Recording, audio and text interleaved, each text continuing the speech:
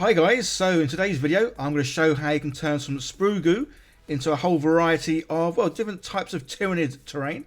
If you've seen my past videos, I have 3 different types of sprue goo, all with, well, different consistencies. And as you can see, this one is the more solid of the ones I've got, which is pretty cool because it's kind of like a plasticine. So it's very easy to mould with your fingers and hands. And this one is basically acetone, but it's at 99.5%.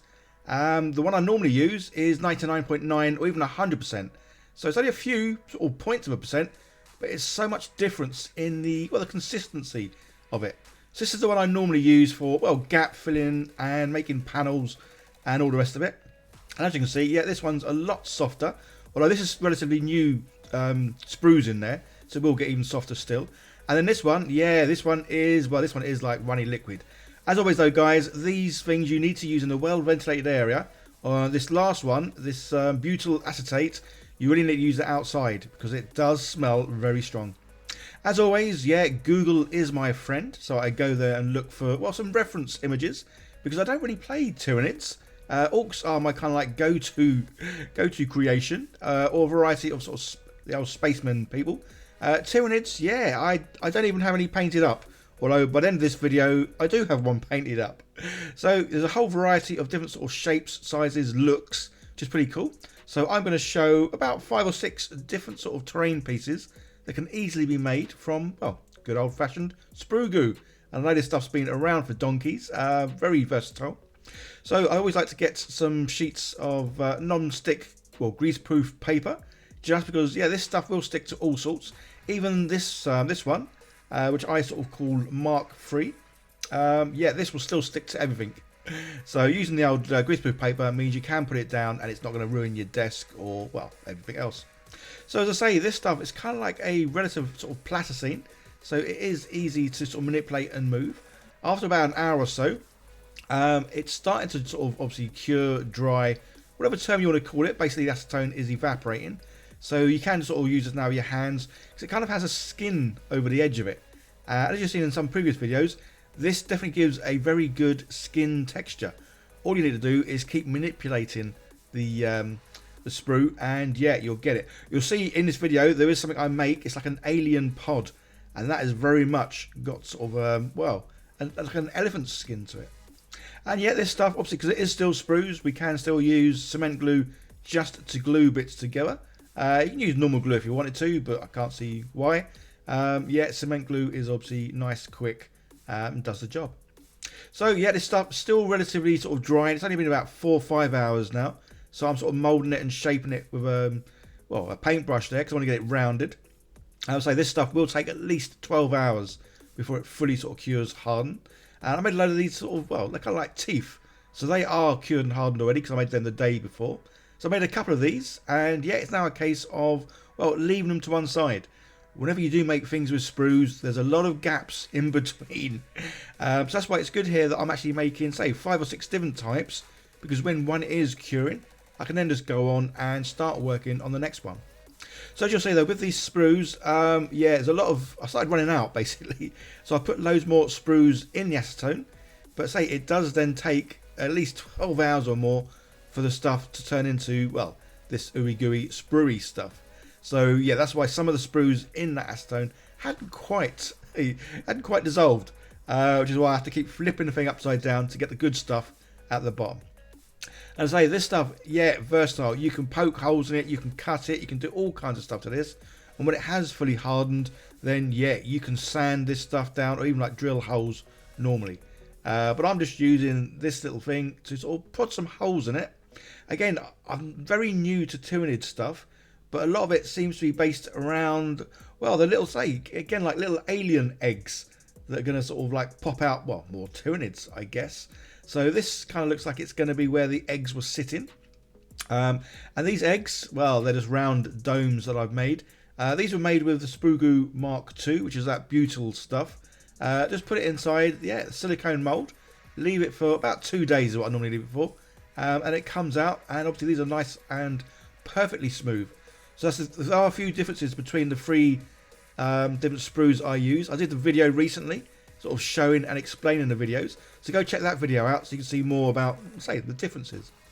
So I've done another little one. Again, this is just more like eggs on a base. Again, this could be used for basing and then, well, put your miniatures over the tops. But in my case, yeah, I'm just using this to make a whole variety of different kind of scatter terrain. As I say, just to show sort of how easy it is.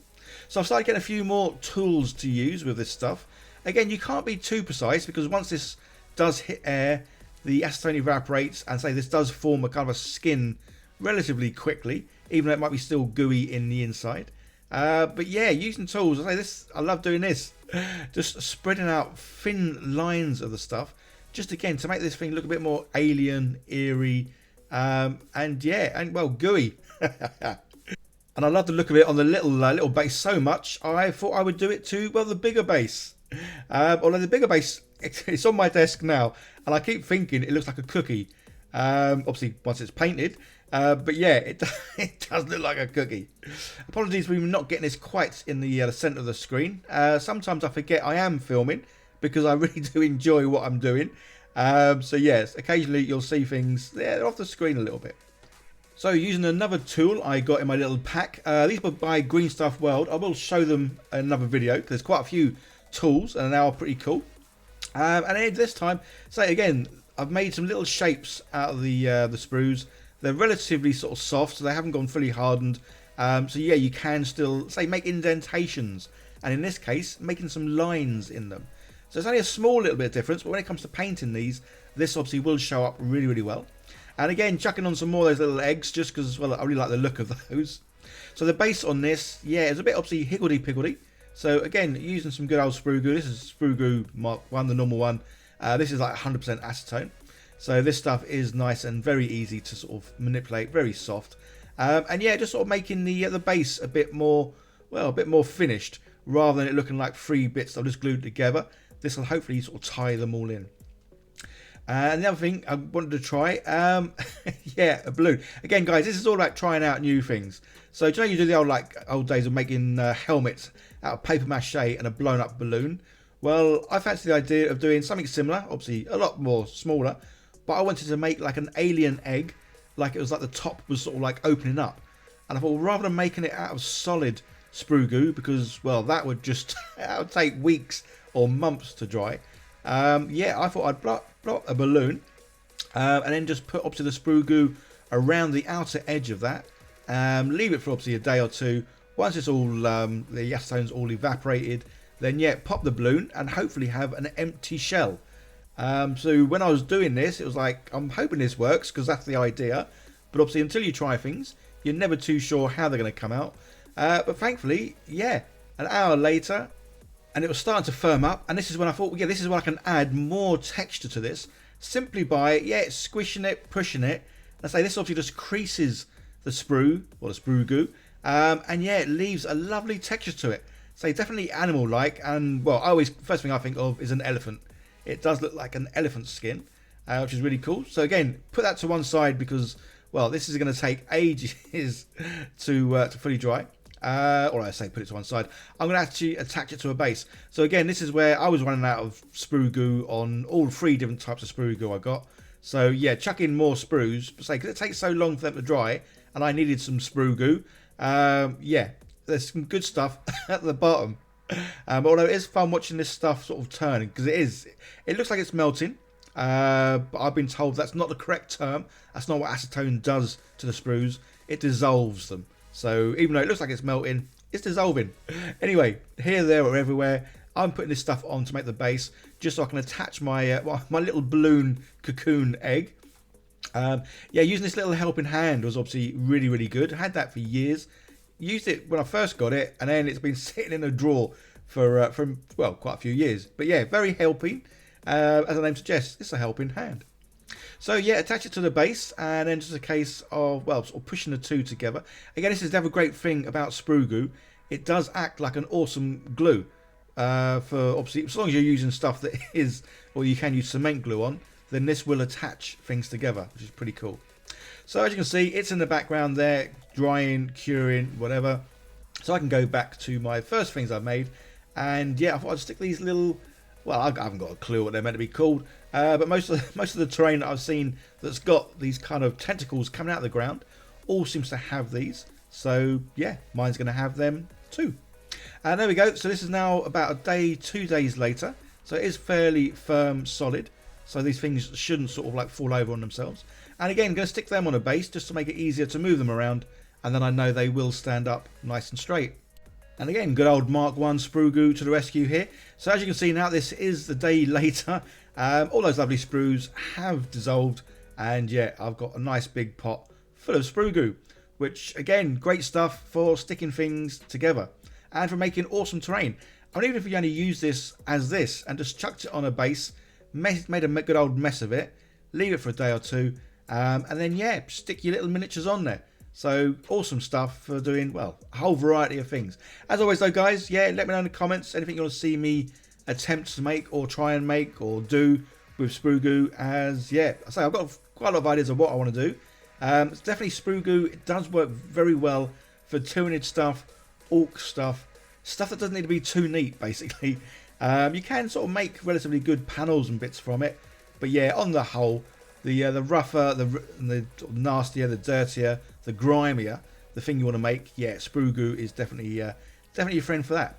Well, that being said, coming up later this month, I am taking part in Bill's Big Bot Bash 2025. So that is Bill making stuff. Yeah, he's doing a challenge at the end of the month to make a robot out of scrap stuff.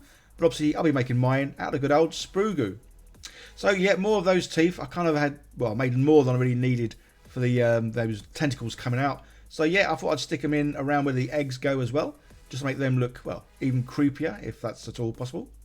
So yeah, they're going to get stuck into these tentacle thingies. Again, I'm not sure if they are tentacles or not. You guys would probably know better than me. But yeah, chucking in a load of the old sprue goo in the centre. So the outside's going to be more, well, when I paint it, it's going to be more like a hardened shell. And this stuff on the inside, yeah, it's more like their flesh, I guess. And again, sprue goo is awesome for making fleshy looking bits, because it is very, well, it's very disgusting looking. You can move it around, and yeah, it does a great job of being some disgusting looking flesh. So again, obviously using this more in this case to stick the teeth in, just because I know once it's all cures, again, say guys, it does take at least 12 hours. So if you are going to make stuff with sprues, have other projects on the go. Typically, I am working on a few at one time. Well, at the moment, as we're making this video, I wasn't. So that's why I made a whole variety of different looking types of scatter terrain. Just because then one bit's curing, I'm working on another bit, and then I can just keep moving round and round and round. So each time I'm working on something, yeah, it's pretty much cured. So this was the moment of truth. How I made this thick enough, because again, with the sprue goo, if you make it too thick, it really will take forever. I have tried it in some moulds, anything more than about 1 centimetre, and yeah, you could be looking at days, if not weeks, because again, this stuff, it needs air for the acetone to evaporate. So the thicker you make something, the more difficult it is for the air to get to it. So yeah, typically most things I try and do are only, well, 5 millimeters. Say 1 centimeter would be the max I'd make something, because otherwise, yeah, you're just waiting for donkeys. So this thing is very thin. It literally is, it's about 2-3 millimeters. So it's had a good day and a bit, but I was starting to get a little bit impatient. I wanted to see just what it'd be like. Plus these top bits, I wanted to bend over. So again, I didn't want this to be too sort of rock hard. Otherwise, rather than bending like they are now, they would just snap. But as you can see, yeah, all's good. So the balloon's popped on the inside. The thing's relatively keeping its shape. And yeah, I've now made a rather large alien looking egg. And yeah, I must admit, really pleased. So the balloon trick, yeah, it's worked wonders. So this will need another day before I can actually paint it, or even sort of manipulate it or touch it, because it will just crumble in on itself. But for the moment, yeah, I think it's looking pretty good. And again, I'll stick that to one side, and then I can crack on with something else. So it really is almost like going round and round in circles, although everything's now pretty much done. It's all on bases, so this is reasonably hardened, and yeah, it's now ready for paint. And I say, I'm really pleased with the amount of different sort of types of terrain that's easily made from, yeah, simple sprues. So as I mentioned, I don't have any Tyranids, so I found one I've got quite a few in a variety of boxes. So I'm going to paint them all in a very sort of similar sort of stage, just so it looks more like he has, well, come from one of these sort of cocoon things. So as you can see, yeah, initially painted it all in green, green primer. I was going to do blue or purple, but unfortunately I didn't have a blue or purple primer. I will get some. But yeah, the Colour Forge, they do a whole range of colours, and I'm definitely going to be trying out more of their colours.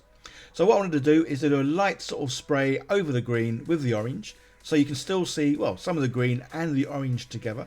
Again, it's all about messing about, having fun, trying new things. So rather than just doing my usual paint in black, dry brush in white, I thought, yeah, I'm going to give it a couple of different colours of primer, and then dry brush yellow, again, just to get different sort of effects, different looking colours going on. And the other thing is, obviously I'm going to use some speed paints and some dipping inks, but doing it this way, yeah, some of the terrain I'm actually just going to leave looking with this sort of this green, orange, and yellow highlighting or dry brushing. And I think that's the other reason why I do now like sort of Tyranid kind of scatter terrain, as well as Orc scatter terrain, because even when it comes to the painting, you don't have to be neat, precise. You can make it look messy and, well, and childlike even, just because, well, this stuff, it's meant to be alien, it's meant to be foreign, so it really can look and feel, well, weird, which it definitely does. But again, it's the fun. Like I always say in the videos, yeah, this hobby, it's all about having fun, trying new things, different techniques. Most importantly, though, enjoying what you're doing. And I know I definitely enjoy what I'm doing, especially with these sprue videos, because it is fun seeing just what I can make, because there are limitations to what it can do. So as much as in my head I have an idea of what I want, yeah, sometimes it doesn't always come out exactly how I'm thinking, but that's half the fun of it. And if I do ever make any more Tyranid scatter terrain or any kind of terrain, I've now got a Tyranid painted up that I can use as a reference for the size. Normally when I'm making sort of terrain, I use my little orc, just because, well, obviously I love orcs and I've always got them painted. But yeah, in this case I didn't have any Tyranids, but I do now. I've got this little chap, I'm not sure what he is, if he's just like a normal soldier, grunt or whatever, but he's got a nice little looking gun there. Anyway, so yeah, I've got him as a size scale to make things with, even though as you can see, I'm painting him last, so I didn't have to use him when I was making all this scatter terrain. Yeah, I was just making it at whatever size I thought was good. So the last sort of things to really sort of paint on this now, and that's all these lovely teeth that are coming up. So painting them with a white first, just because obviously painting them with white. But yeah, they will get dirtied up later on. So I really fancied the eggs having a bit of a shine to them. So yeah, using a bit of gloss varnish. Again, from Green Stuff World. I will leave a link down below to, well, Green Stuff World. Unfortunately, I don't have any sort of special discount codes or affiliate links or any of that kind of thing. But Green Stuff World are kind enough to sort of send me stuff just to have a go at trying, which is really cool. So yeah, those teeth, yeah, can't have them looking nice and neat. So you're just using a sort of a brown wash here, putting it on the base of it, then drying the brush, and then trying to sort of drag the brown up to the top. So it's going to be like a variation of the very bottom of the teeth, yeah, very brown, very dirty, and then getting lighter and a little bit whiter as they sort of go up. And yeah, absolutely love how these have all turned out. So this is them all done, guys. It took a few days to do this, because obviously it does take a while for certain things to dry and all the rest of it, but absolutely love how these have come out. So this is my first sort of Tyranid terrain, so let me know what you think I've done right or what I've done wrong, or what other kind of terrain I should really make.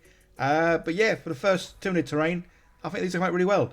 Even though, say, this is on my desk and it does look kind of like a cookie, although I won't eat it because it's made of sprues. And if you do like what I do, don't forget to hit that subscribe button and turn on the bell, as I know there's a high percentage of people that watch my videos who aren't subscribed. Again, it's one of those things, it doesn't cost you anything, obviously just click that little button, but to me it means the world. And who knows, you might just be my 100,000th subscriber, as I'm only a few away, which is pretty awesome. So like, share, subscribe, all that awesome stuff. And don't forget to let me know in the comments what you want to see me make next, as yeah, I'm enjoying these videos. I will be doing some normal videos of painting miniatures, as well as, well, I've still got a big pile of opportunity that needs getting through. As much as painting the miniatures, yeah, I need the sprues from them ones as well. So yeah, big thank you to everyone who has been sending in sprues. That is much appreciated. There's another video on the screen. Go give that a click, see more of what I do. You guys take care. See you in the next one. Bye for now.